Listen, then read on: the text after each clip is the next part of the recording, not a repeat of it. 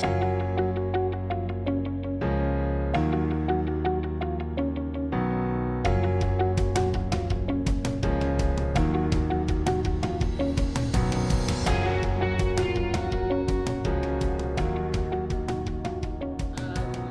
just going into that, I know we talked a lot about cultural differences and upbringing, but what do you think, Chaitanya, you might have a little bit of stats and figures in this, I don't know, but what do you think in relation to when you're comparing UK BAME students to international students?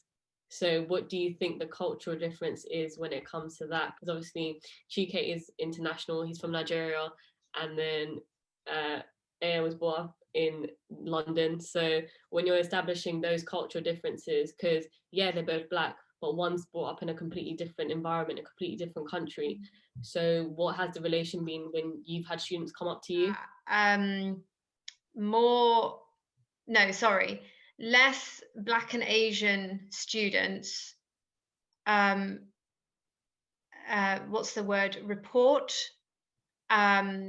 mental health concerns when they apply for university. Less Black and Asian students. It's significantly higher with white and mixed students. So there's definitely a difference there, right? And then that could incorporate international students as well, because we're talking about just about race. So, but is there a difference between, do we experience a difference between basically Black British, and then internationals? Yeah. And I can only kind of speak from my experience, because again, I don't have any sort of stats from our service specifically, but I would say that the general cultural issues are still there, because usually Black students that are born in England or in Britain still have or are living with their parents that are very second generation. Exactly, and they are still in the mindset of others in their community that live in Nigeria, in Kenya, Africa. So that there is still that impact. But I would say this. I think from at least my experiences working as a psychotherapist, I would definitely say that British Black students are more likely to reach out sooner than internationals. And I don't know what maybe that is for. Maybe that is just the kind of the cultural difference there, just being more ingrained into not reaching out versus, I think in England, in Britain, in the West, it's a little bit more acceptable and aware. It's true. How I've dealt with it is always different, because I worked as a customer service provider. I'll keep the name of the company out, but it was more like a night shift. And there have been situations where someone from a white background comes in. I could see that maybe they're not okay. I can tell from them coming to the shop they're not okay. And how I engage with them is always different, because I've had Black people, which, when they come in, how I engage with them, it's almost like when two different people come in, with the same issue, how I react almost changes. Because when the Black person came in, I was able to, prevent the situation from going almost to the police, where I had to call the family came to pick them up. But with the white person, it's almost like when they came in and they were, hysteric, showing, they didn't even want to talk. Maybe because it was me, but they didn't want to engage with me, where I could ask them, do you have any family where I could call? Do you get what I'm saying? So everyone in the shop, given that, most of the people in the shop were white, they kept, asking that we should call for help, we should call the police, or we finally got the ambulance there. But I felt if I talked to them, I was able to get a family member to come and pick them up rather than calling the police and, getting them arrested. But finally the ambulance showed up first before the police. So they were able to get help from the ambulance. So it's almost like, for us international students versus UK students, always going to be different on how we approach it, on how, we view mental health, because even though we're all Black, we don't come from the same cultural upbringing. Someone I believe that is born in UK must have been hearing it, growing up. But for me, like I said, I didn't hear it till like I was even almost past 17, which is quite weird because no one really talks about it from where I come from.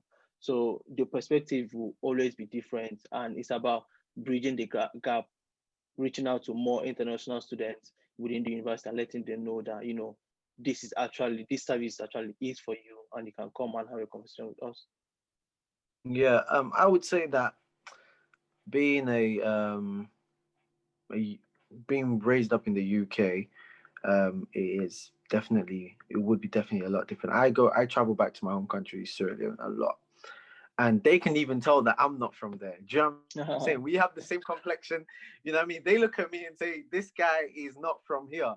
So even just by looks, they know that I'm a UK. I'm raised in the UK, and one thing I've noticed in the significance is that growing up in the UK, you are raised more in a multicultural setting.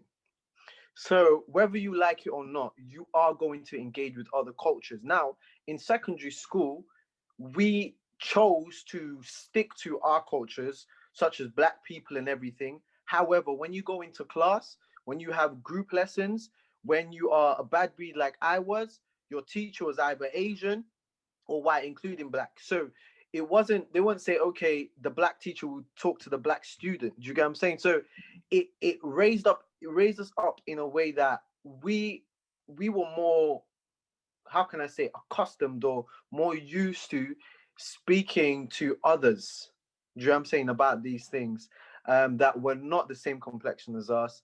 They did not even have the same background. And with that being said, like that is what kind of I believe as being someone who was raised in the UK, it makes it a bit more free or more easier to communicate with them, especially knowing the culture.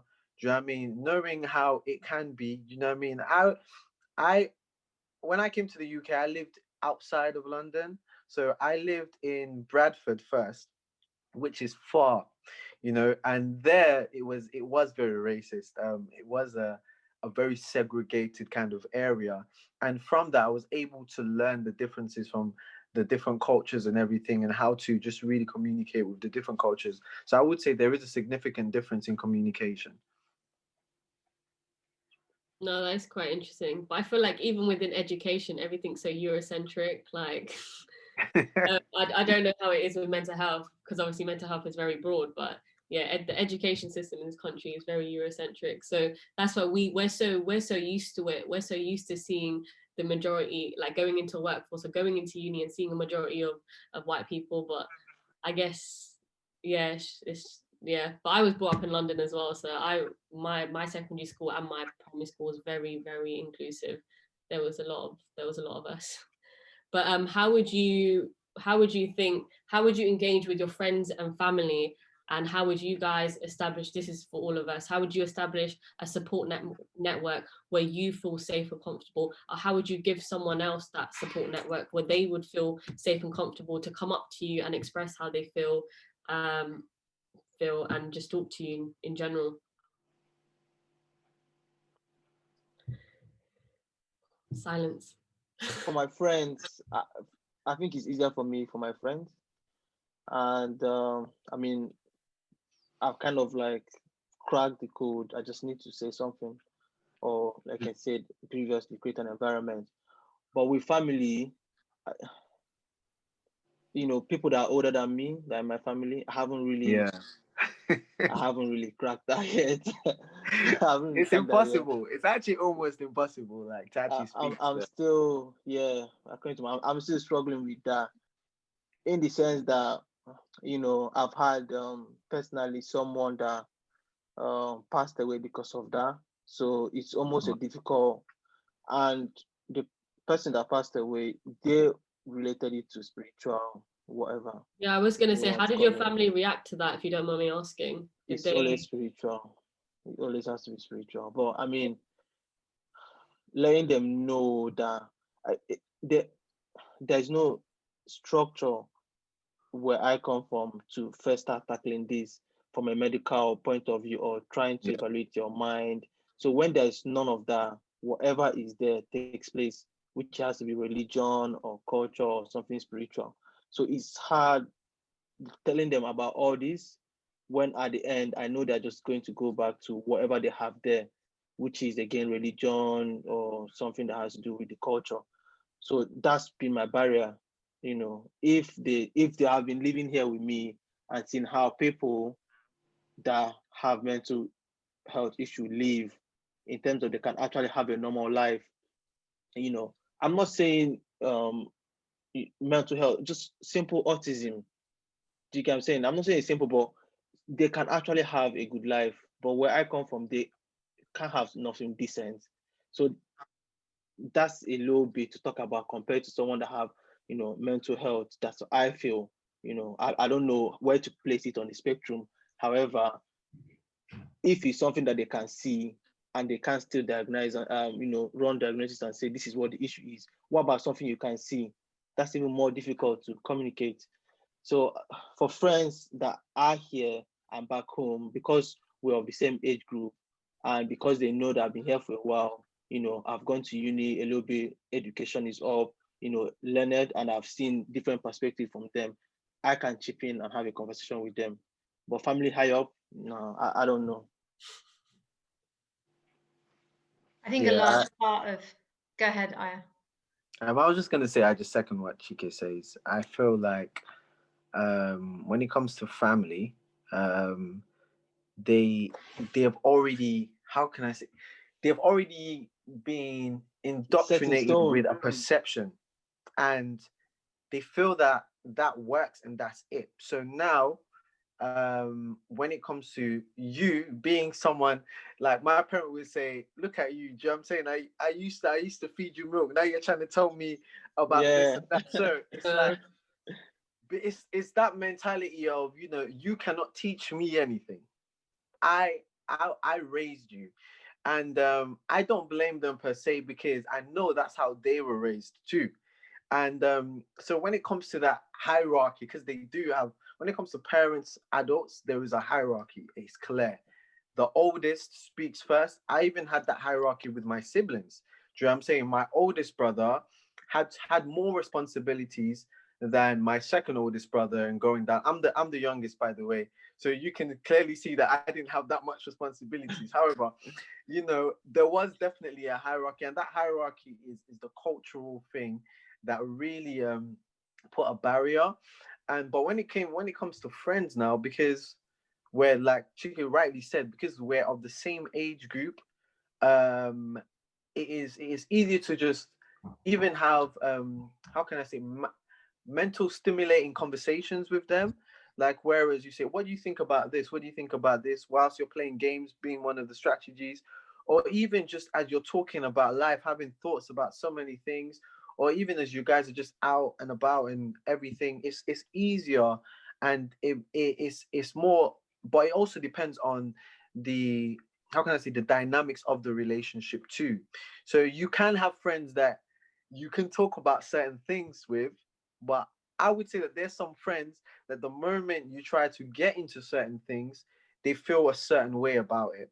And with that, there's so many aspects as to why they feel a certain way. We will never know unless they are transparent and they express what it is. But it does also depend on the dynamics of the friendship too, which will actually will help with the transparency.